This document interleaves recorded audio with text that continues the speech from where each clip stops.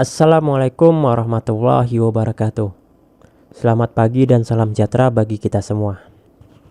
Nah, anak-anak sekalian, pada kesempatan kali ini di pertemuan yang pertama ini kita akan belajar tentang pemeliharaan listrik sepeda motor ataupun biasa disingkat dengan PLSM. Nah, jadi PLSM ini merupakan mata pelajaran di kelas 11 dan kemudian nanti dilanjutkan juga di kelas 12.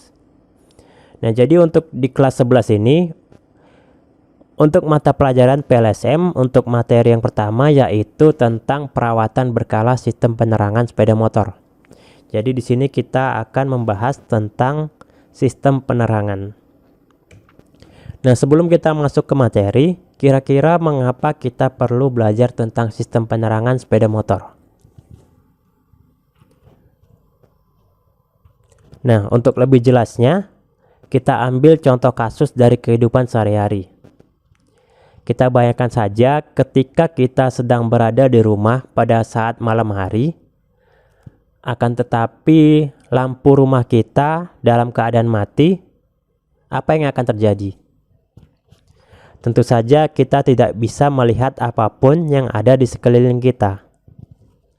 Jadi sama halnya dengan sistem penerangan sepeda motor. Apabila kita berkendara di malam hari dengan keadaan lampu sepeda motor kita mati, tentu saja kita tidak bisa melihat jalan yang ada di depan kita. Dan tentunya itu sangat berbahaya dan bisa menyebabkan kecelakaan bagi pengendara sepeda motor. Jadi itulah mengapa kita perlu belajar tentang sistem penerangan sepeda motor. Nah, selanjutnya tujuan pembelajaran. Nah, jadi diharapkan setelah pembelajaran ini nantinya, siswa dapat menunjukkan komponen-komponen sistem penerangan sepeda motor. Kemudian yang kedua, siswa dapat menjelaskan prinsip kerja sistem penerangan sepeda motor. Dan kemudian yang ketiga, siswa dapat melakukan perawatan dan pemeriksaan sistem penerangan sepeda motor. Jadi nantinya semoga kalian setelah pembelajaran ini nih bisa mencapai tujuan yang kita inginkan. Nah, kita masuk ke komponen-komponen sistem penerangan sepeda motor. Yang pertama ada lampu kepala ataupun headlamp. Jadi yang dimaksud dengan lampu kepala ataupun headlamp ini yaitu lampu utama dari sepeda motor. Nah, tentu saja lampu utama yaitu lampu yang menghasilkan cahaya yang paling terang. Nah, dan bentuknya juga yang paling besar biasanya. Jika kita contohkan dalam kendaraan ini, maka yang dimaksud dengan lampu kepala adalah yang bagian ini. Nah, jadi ini yang dimaksud dengan lampu kepala. Kemudian yang kedua ada lampu kota atau senja. Nah, untuk lampu kota atau senja ini berbeda dengan lampu kepala. Untuk cahaya yang dihasilkan dari lampu senja ini biasanya dia lebih redup jika dibandingkan dengan lampu kepala. Dan lampu senja ini berfungsi ketika kita sedang berkendara di sore hari. Jadi lampu yang dihasilkan tidak terlalu terang ya.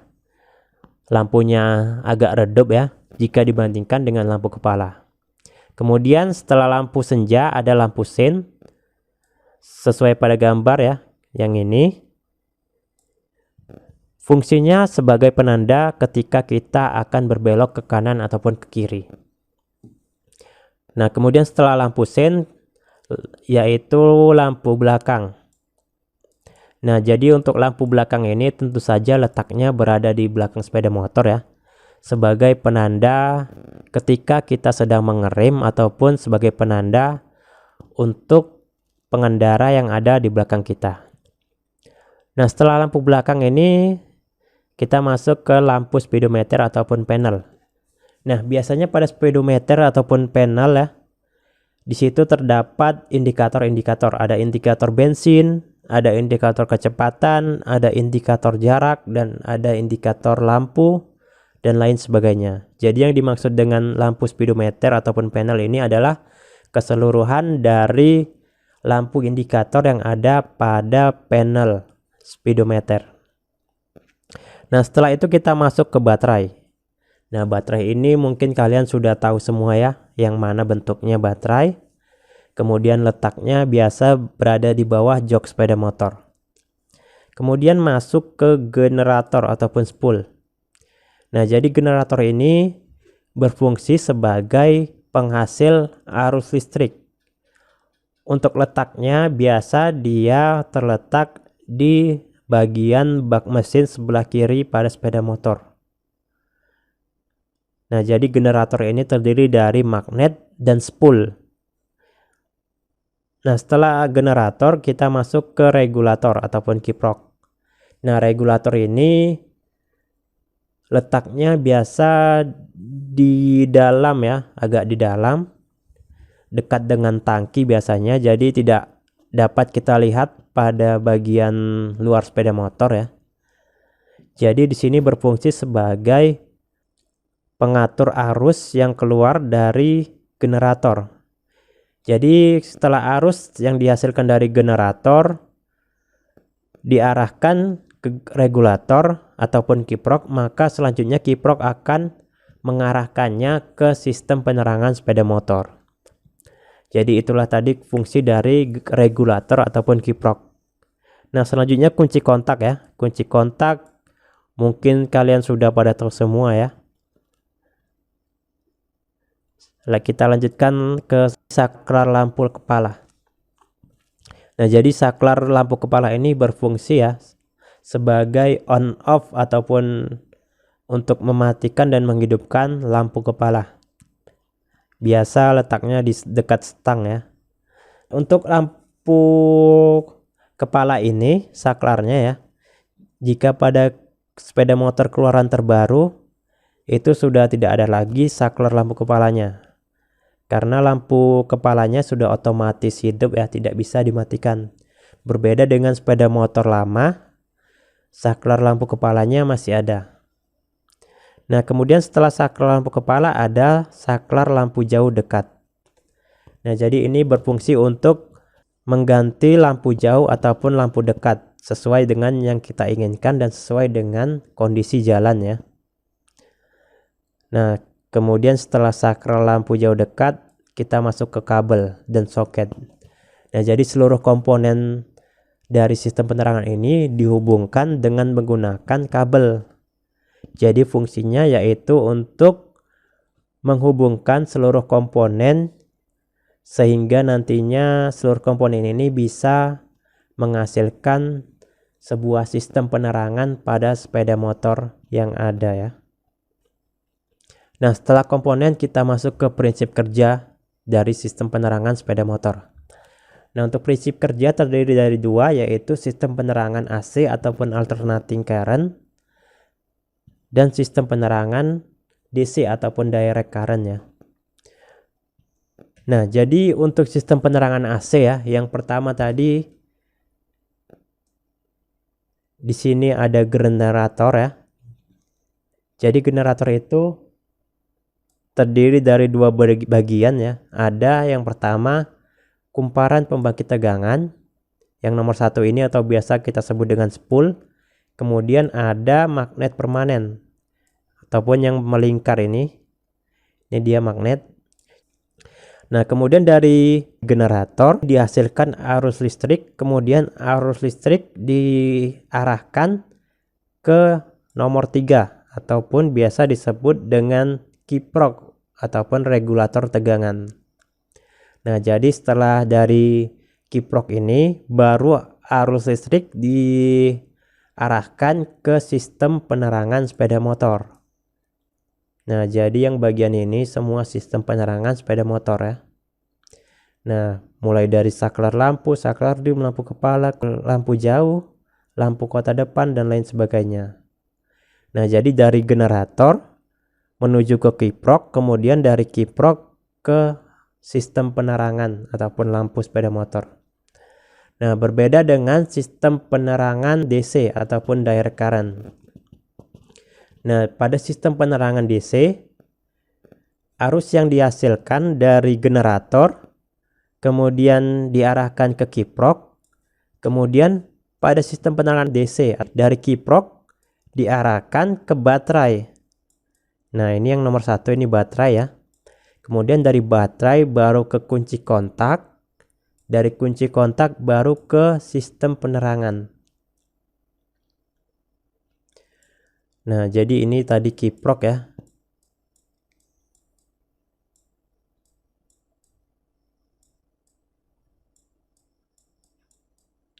Nah, jadi dari kiprok, kemudian lanjut ke baterai, kemudian dari baterai ke kunci kontak, baru ke sistem penerangan. Berbeda dengan yang penerangan AC tadi, dari generator ke kiprok, kemudian dari kiprok langsung ke sistem penerangan ya. Nah, jadi perbedaannya seperti itu. Nah, jika kita perjelas dengan skema yaitu seperti ini. Untuk yang AC dari generator menuju regulator, kemudian langsung ke lampu. Akan tetapi yang DC dari generator menuju ke regulator, kemudian terlebih dahulu menuju ke baterai dan baru ke lampu. Nah, jadi bedanya seperti itu. Nah, jadi untuk mengetahui apakah sepeda motor tersebut menggunakan sistem penerangan AC ataupun DC, kita bisa mengetahuinya ketika kita menghidupkan kunci kontak. Jadi ketika kita menghidupkan kunci kontak, lampunya langsung hidup walaupun mesin sepeda motor belum menyala, berarti itu menggunakan sistem penerangan DC. Karena dia mengambil arus listrik dari baterai ya. Tidak langsung dari generator. Berbeda dengan yang AC. Ketika kunci kontak dihidupkan, maka dia tidak bisa menyala lampunya. Dia harus mengambil arus listrik dari generator terlebih dahulu. Nah, dan generator ini baru bisa menghasilkan arus listrik apabila mesin sudah menyala. Jadi itu bedanya. Cara mengetahui mana sepeda motor yang menggunakan sistem penerangan DC dan mana yang menggunakan sistem penerangan AC. Nah, selanjutnya untuk perawatan dan pemeriksaan sistem penerangan sepeda motor, ini nantinya akan kita lanjutkan pada pertemuan selanjutnya ya. Jadi pada pertemuan pertama ini materinya yaitu hanya komponen-komponen sistem penerangan sepeda motor, dan kemudian yang kedua tadi prinsip kerja sistem penerangan sepeda motor. Untuk perawatan ini kita lanjutkan di pertemuan berikutnya. Nah, selanjutnya di sini saya akan membuat penugasan ya secara individu, dan di sini saya akan menjelaskan terlebih dahulu bagaimana cara mengerjakan tugas individu ini. Nah, sekarang kita masuk ke tugas individu ataupun penugasan ya. Nah, jadi di sini saya akan memberitahu cara mengerjakan tugas individu ini bagi siswa-siswa sekalian. Nah, jadi yang pertama yaitu kita buka ya linknya ya. Link Google Classroom tadi kita buka.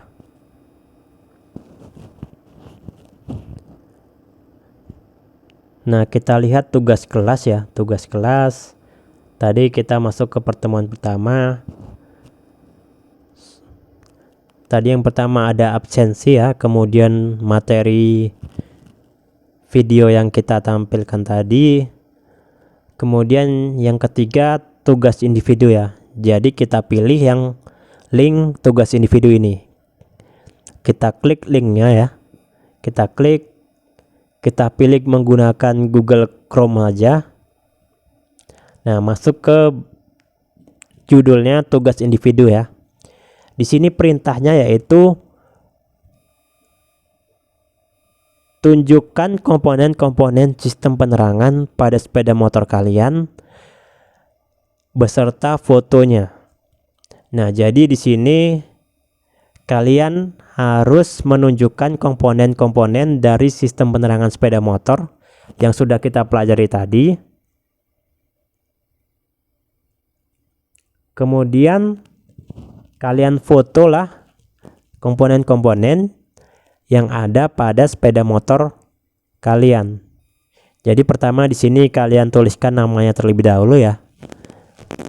Misalnya namanya Sugimin. Nah, misalnya namanya Sugimin ya. Kemudian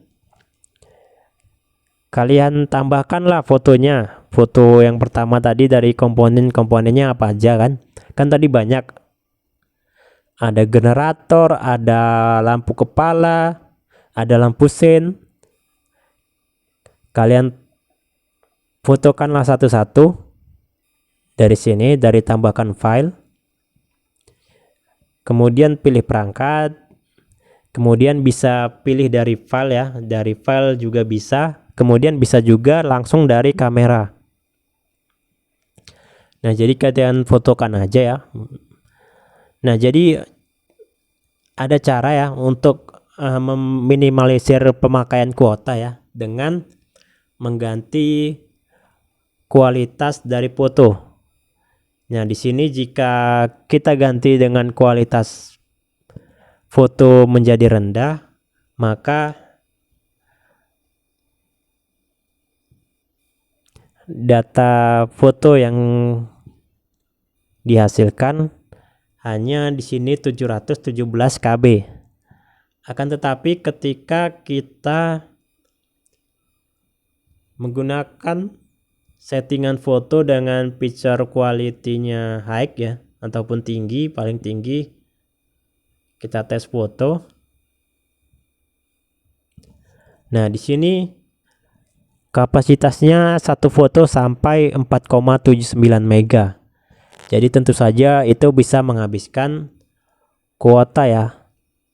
Nah, jadi kita gunakan saja ya dengan setelan kualitas foto kita gunakan yang ke paling rendah agar nantinya kapasitas fotonya menjadi rendah pula. Ini contohnya. Nah, kalian foto misalnya lampu kepala ini kan, baru oke kan, kemudian kalian upload.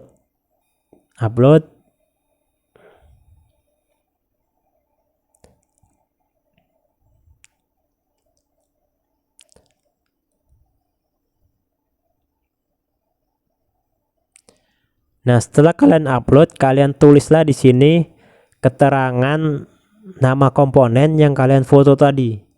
Tadi kan misalnya foto lampu kepala, kalian tulislah di sini lampu kepala.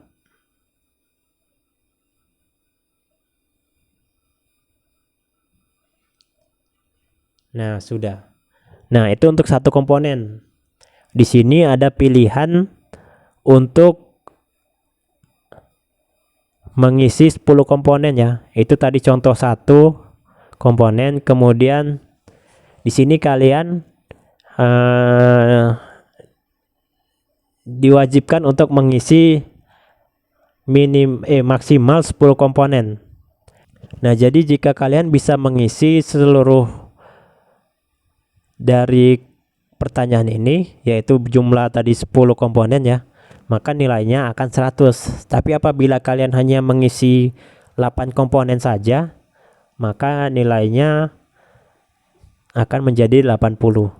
Jadi di sini sudah saya buat ya, ada 10 pilihan komponen ya. Jadi kalian isikanlah semaksimal mungkin ya. Di sini tadi kita sudah mengisi satu, yaitu lampu kepala ya. Kemudian contohnya yang kedua kita tambahkan lagi. Nah, contohnya ini kita foto ya. Oke kan, upload.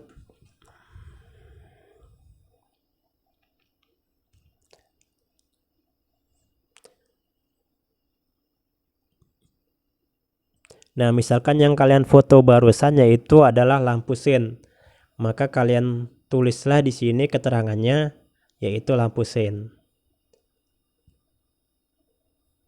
Nah, jadi begitulah seterusnya ya sampai ke bawah. Di sini ada 10 komponen ya. yang harus kalian isi agar nilainya menjadi maksimal ya. Tadi foto yang pertama yaitu lampu kepala kita isi, kemudian yang kedua lampu sen ya. Nah, jadi kita teruskan saja sampai ke bawah. Kira-kira seperti itu ya cara pengisian dari tugas individu ini. Nah, jika ada yang kurang jelas bisa kalian tanyakan ya melalui komentar dari Classroom, ataupun bisa juga kalian japri melalui WA secara langsung ya. Bisa japri ke saya secara langsung melalui WA. Nah, jadi setelah tadi kalian isi, kemudian kalian kirim. Nah, jadi itulah tentang cara mengerjakan tugas individu ini. Nah, jadi itulah tadi materi pembelajaran kita hari ini tentang perawatan berkala sistem penerangan sepeda motor. Selanjutnya, untuk perawatan dan pemeriksaan sistem penerangan sepeda motor, ini nantinya akan kita lanjutkan pada pertemuan selanjutnya ya. Semoga dari apa yang saya terangkan tadi, anak-anak sekalian bisa mengerti dan memahaminya, dan juga bisa menjadi pembelajaran bagi anak-anak sekalian dalam menambah kompetensi keahlian pada mata pelajaran pemeliharaan listrik sepeda motor ataupun PLSM ini. Jadi mungkin itu aja yang dapat saya sampaikan ya. Kurang dan lebihnya saya mohon maaf ya. Jika ada yang kurang jelas ya dari anak-anak sekalian, jika ada yang kurang jelas ataupun yang ingin ditanyakan, bisa langsung bertanya pada kolom komentar yang ada pada Google Classroom kita, ataupun bisa juga langsung menanyakannya secara pribadi ya, japri melalui WA pribadi ya, WA saya. Silakan bertanya apa aja yang mau kalian tanyakan tentang materi kita, dan saya pasti akan mencoba untuk menjawabnya sesuai dengan yang saya tahu ya. Nah, jadi mungkin hanya itu saja ya. Billahi taufiq wal hidayah. Wassalamualaikum warahmatullahi wabarakatuh. Selamat siang.